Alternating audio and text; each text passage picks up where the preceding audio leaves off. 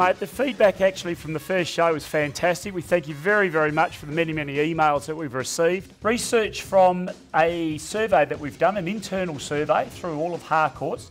A couple of interesting points, and I'm just wondering where the trends of marketing are going. 84% of purchasers searched online to look for a home, with 52%, 1 in 2, actually finding their homes online.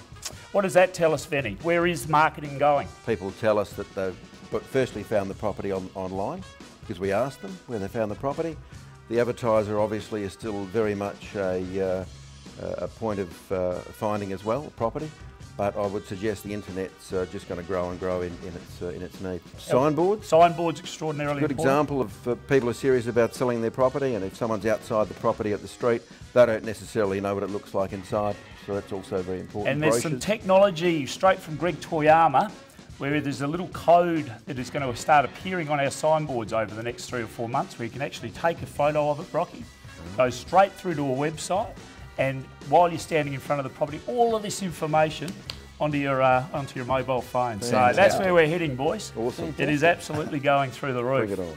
I think in terms of budgets, as a rule of thumb, you should really look to spend around about 1% of the value of your home in marketing across the board. So if it's a $500,000 home, you should look to spend about $5,000 as a package, $1 million home, $10,000 and so on. And it's funny, that rule of thumb's been around for decades now, but it's still, I think, very applicable. It's shone a great light on South Australia. I think this just confirms it once again.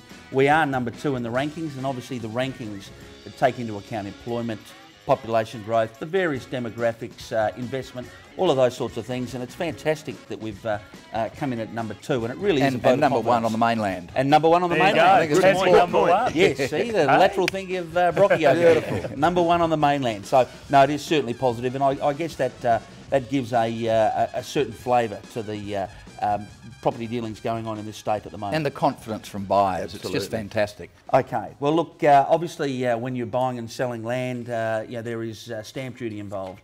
But I guess, and we've just done a survey recently of all of our members, and they basically said to us, yes, we're greatly concerned about stamp duty, number 1.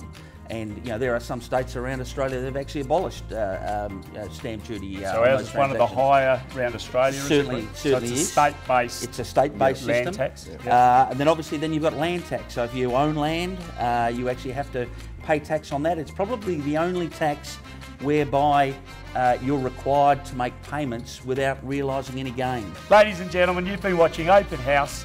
Over and out.